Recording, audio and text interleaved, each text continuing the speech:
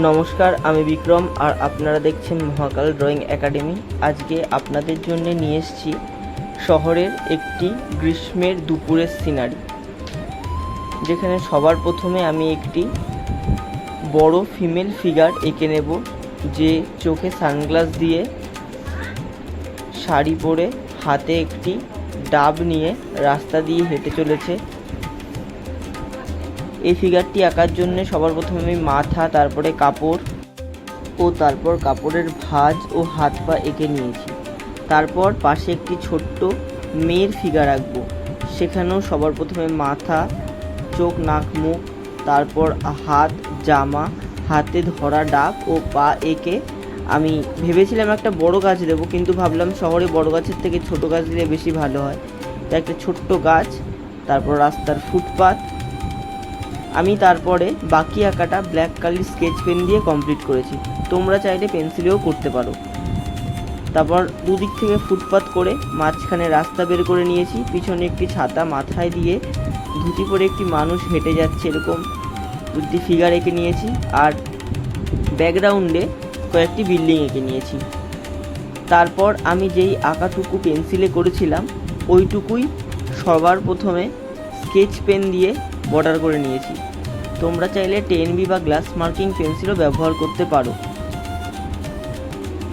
আমার পুরো কাজটা স্কেচ পেন হওয়ার পর আমি step by step mixing colour করব।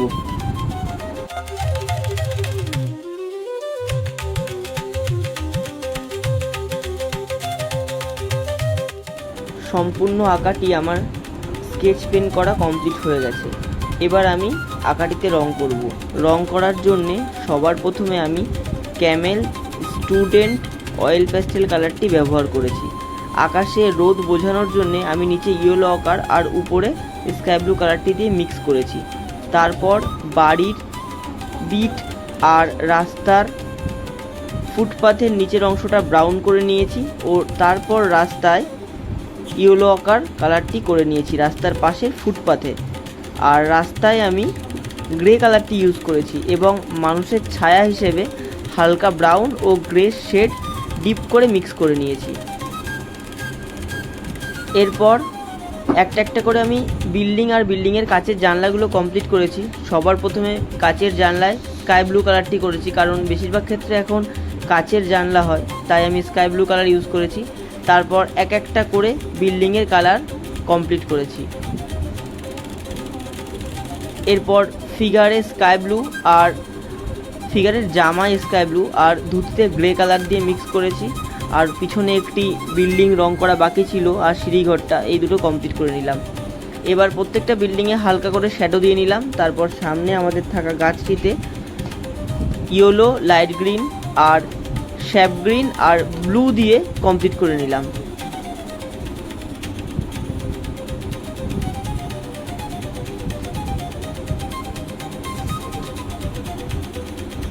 আমাদের সামনে থাকা বিল্ডিংটিতে আল্ট্রামেরিন ব্লু কালারটি ব্যবহার করেছি।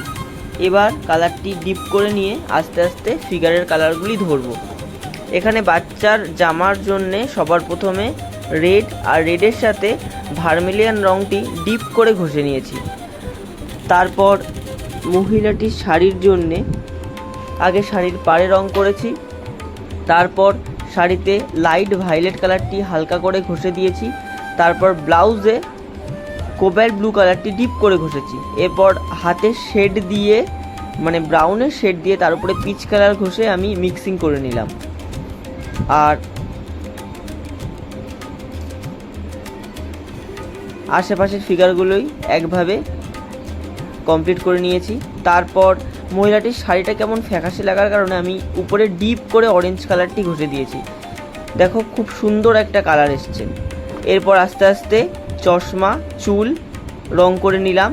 তারপর মেয়েটির জুতো ও পিছনে মানুষটির মাথার উপর যে ছাতাটা ছিল সেটা ব্ল্যাক আর গ্রে দিয়ে মিক্স করে নিয়েছি।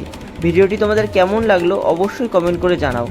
তোমাদের কমেন্ট আমাকে নতুন ভিডিও করার জন্য অনুপ্রাণিত করবে।